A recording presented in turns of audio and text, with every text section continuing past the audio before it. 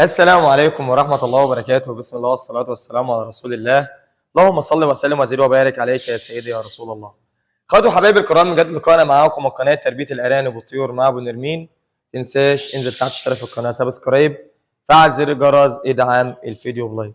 حلقة النهارده يا شباب حلقة مهمة جدا جدا جدا.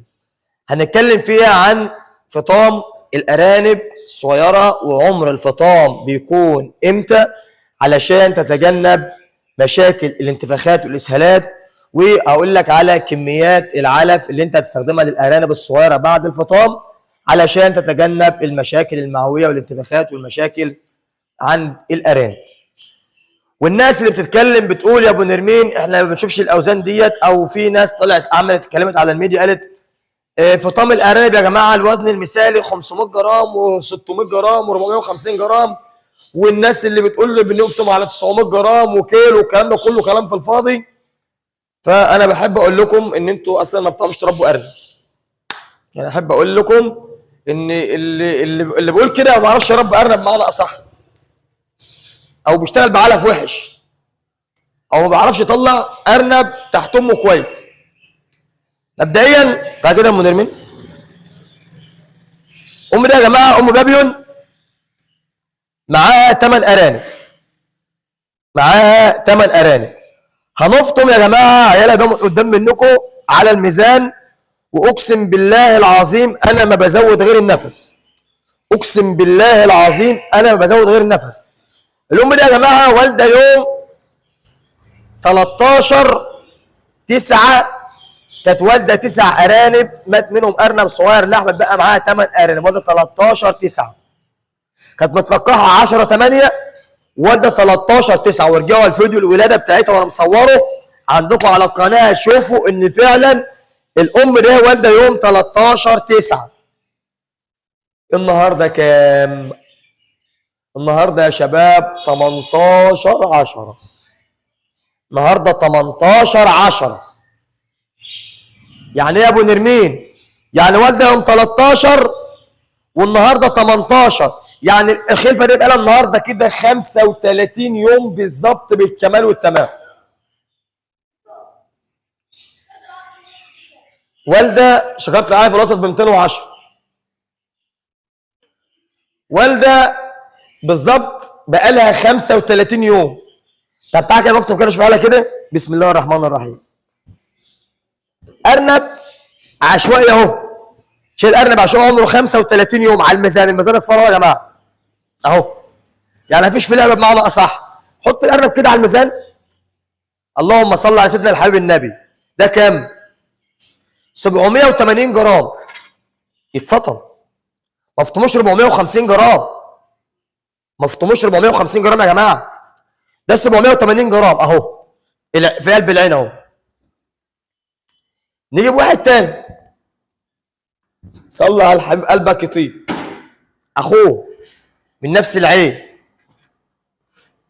صلى على الحبيب قلبك 955 جرام. باين كده في الكاميرا يا ابو نرمين؟ 900. الارنب باين مع 955 جرام يا جماعه. ايديها بعيدها ايه؟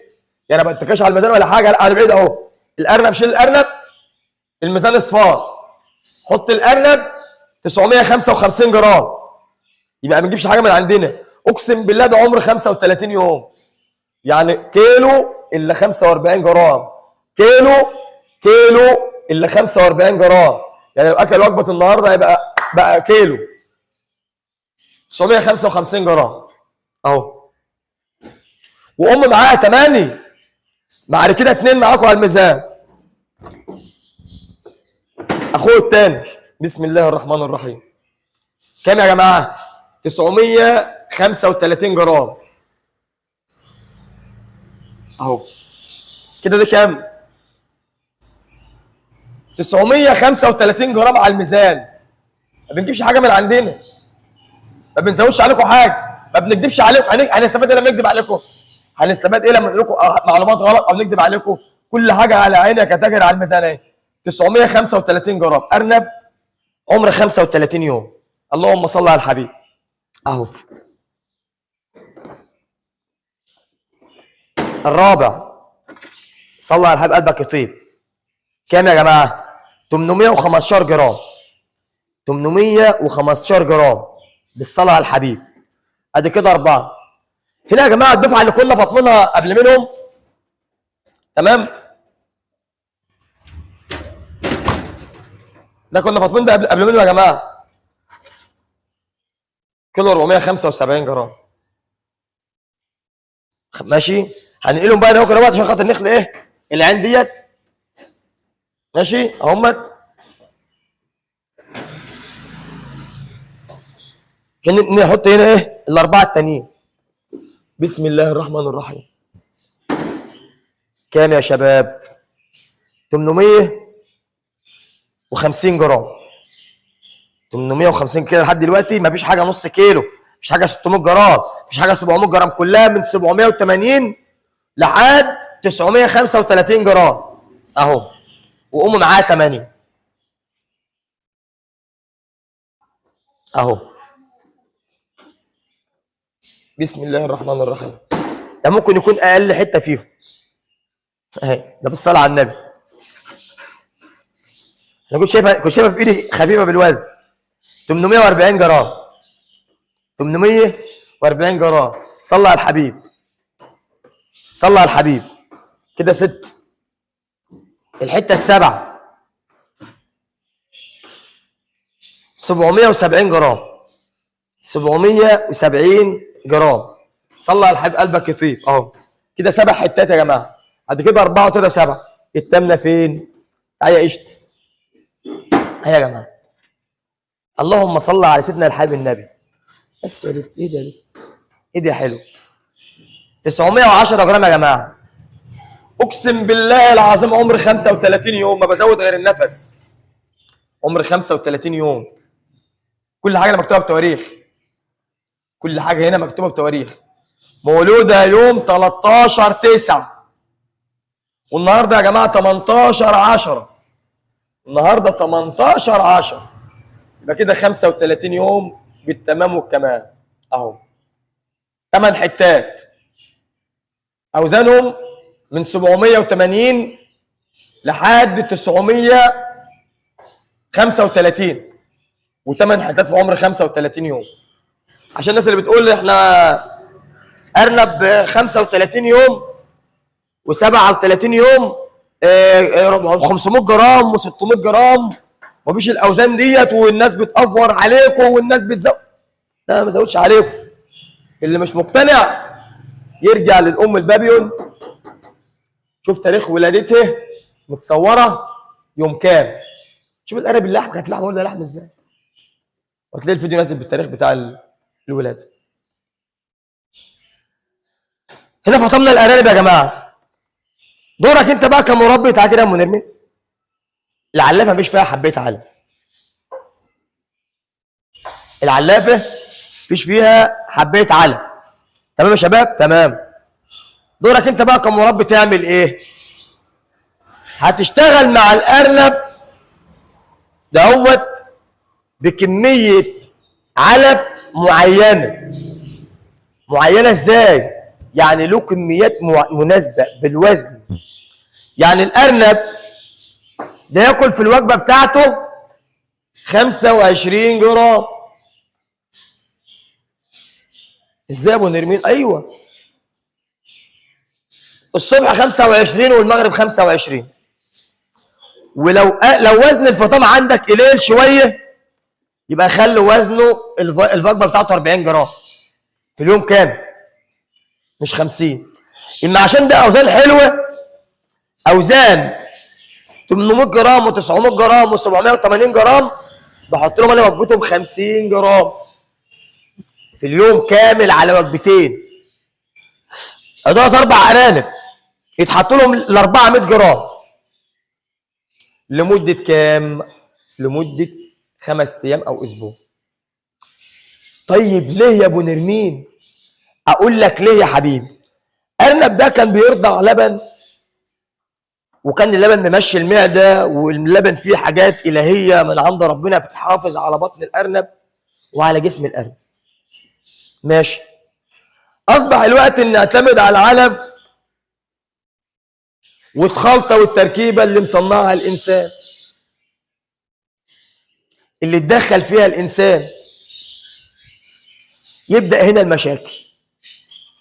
انا بديله الكميات اللي تناسبه، اللي ما تعملوش مشاكل.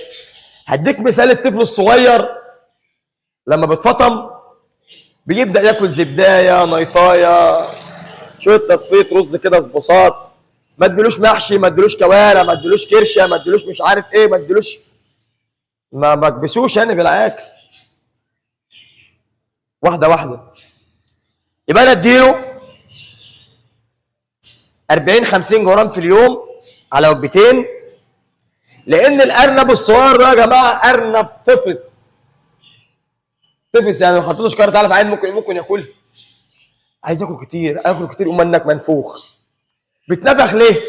لانه بياكل كميه زياده تنزل المعده والامعاء، ما تتهضمش بسرعه مع المعده والامعاء، مش هتهضم. ما تتهضمش بسرعه، تقوم عامله تخمر في قلب المعده وفي الامعاء بتاعته. التخمر ينتج عنه انتفاخ، غازات، الغازات تعمل انتفاخات، الانتفاخات تضغط على معده الارنب وصدر الارنب ورئه الارنب، ما عادش يقدر يتنفس، يقطع اكل، فلسع، بقاء لله. انا عايز الارنب رشيق، الارنب عنده حيويه ورشاقه. ليه؟ اما يكون واكل خفيف، زي الواحد اللي بياكل بيملى معدته، الاكل بيكبس على نفسه، ما عادش بيقدر ياخد نفسه، ما هو ملى الكروشه، ملى الكرش، ومنك يا ابو كرش،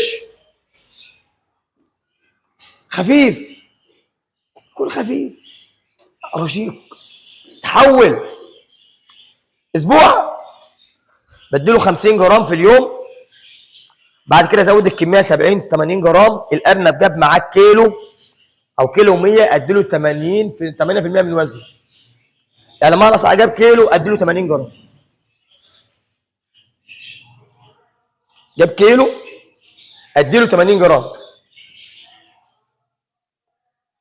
اتفقنا يا جماعه؟ مده اسبوع ياكل 70 80 جرام، بعد كده اديله علفته كلها 100 جرام على وجبتين، 50 الصبح و50 بالليل.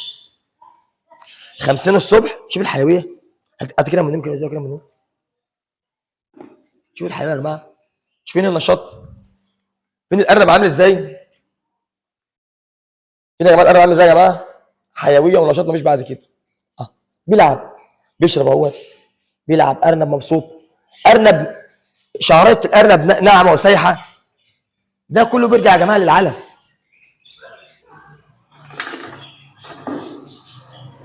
كله بيرجع يا جماعه للعلف، للشغل الصح، للتربيه الصح، للنظافه، للجدول اللي شايل مع الارنب بيه. وصل معاك 3 اسابيع، الاسبوع الاولاني 50، الاسبوع الثاني 70 80، الاسبوع الثالث وصل معاك 100 جرام لمده اسبوع. بعد كده قرب بقى، هو كده معاك عمره كده شهرين، من عمر شهرين لحد 70 يوم اللي هو عمر البيع، اديله 120 جرام، تمام، الى 150 جرام، من 120 ل 150 جرام على وجبتين برضه، 70 وايه و70، لحد عمر ال 70 يوم اللي هو عمر البيع. اطلع ارنب وزنه 2 كيلو، اطلع ارنب وزنه 2 كيلو على 70 يوم او 75 يوم، تلاقي انت كده شغال صح. فطلع الارنب قدام منكم، واقسم بالله واقسمت بالله ان بزود عليكم غير النفس، ان ده مولود يوم 13/9 والنهارده 18/10، دول عمره 35 يوم. تمام يا شباب، عمر 35 يوم. طب دول كده، الصلاة على النبي، 770 جرام. الام الثانيه يا جماعه، الام الثانيه 770 جرام. بسم الله الرحمن الرحيم. 775 جرام. ما تصلي على الحبيب كده في قلبك كده. 860 جرام. 860 جرام. صلي على الحبيب. برضه ام ثانيه والده معاها في نفس اليوم. والده معاها برضه في نفس اليوم. ماشي. صلي على الحبيب. صلي على الحبيب. 800 وكام يا جدعان؟ 800 وكام؟ اهو 820 جرام. صلى على الحبيب. ده 685 جرام، اقل ارنب فيهم. صلى على الحبيب. وزننا ده؟ لا ده ما توزنش تقريبا. 860 جرام. 860 جرام. صلى على الحبيب قلبك يطيب. ماشي. ما دول برضه عايزين يتفطن برضه، مولودين معاهم في نفس اليوم. كده يا مدمين. مولودين يا جماعه يوم 12 9 بالليل، يعني صباح 13. صباح 13 برضه عايزين يتفطنوا. برضه 35 يوم ومولودين عمر 85 من النهارده، واوزان 800 جرام و900 جرام و750 جرام و815 جرام و860 جرام برضه. كده يا مدن. فين يا جماعه الحلويات يا جماعه؟ فين الارنب عامل زي قلب الولاده؟ شايفين؟ فين حركه الارنب؟ شايفين؟ شايفين حركه الارنب؟ نشط في الولاده. شايفين يا جماعه؟ شايفين؟ ما شاء الله. ارنب ما شاء الله يا جماعه. حيويه ونشاط. عارفين ما شاء الله ربنا يبارك. كده يا مدمين.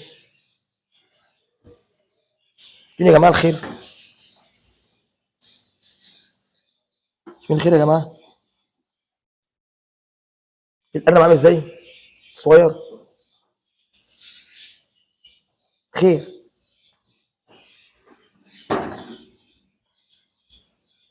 الحته دي يا شباب بيبقى اصفر عامل ازاي؟ حاجه ما شاء الله محترمه جدا. شوفين الرضاعه ما شاء الله ربنا يبارك. كده منيرين. شوفين يا شباب الحلويات يا شباب. حلويات والرضاعه عامله ازاي يا شباب؟ ما شاء الله. البيبيات عامله ازاي؟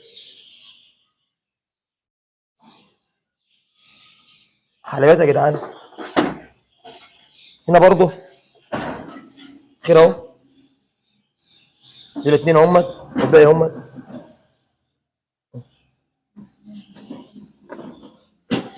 ارنب بتلعب ما شاء الله ربنا يبارك.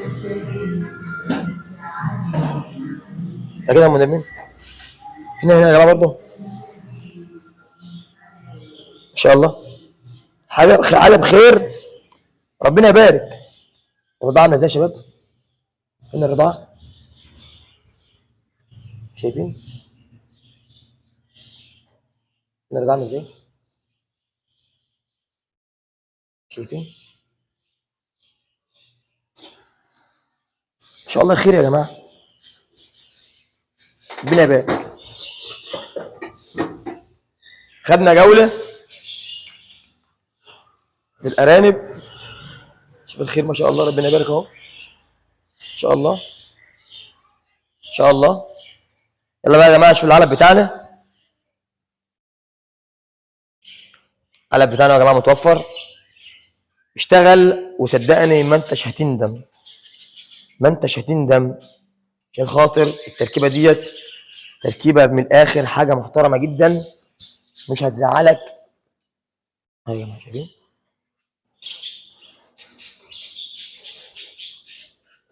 ان شاء الله يا جماعه.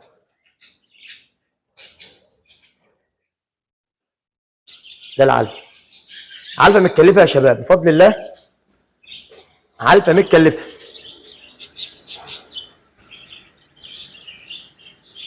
حاجه محترمه جدا تفرق معاك، تفرق معاك جامد جامد جامد يعني. عندنا برضه علف الفراخ اهوت، علف الفراخ كده يا جماعه، الفراخ البيضاء ماشي حبيبي، علف يا جماعه ماشي. عندنا السلكات المستعمله، علافات، خطوط الميه، ولادات، كل حاجه ان شاء الله يا جماعه متوفره. طبعا دي كانت حلقه النهارده، اشكركم لحسن المتابعه. السلام عليكم ورحمه الله وبركاته.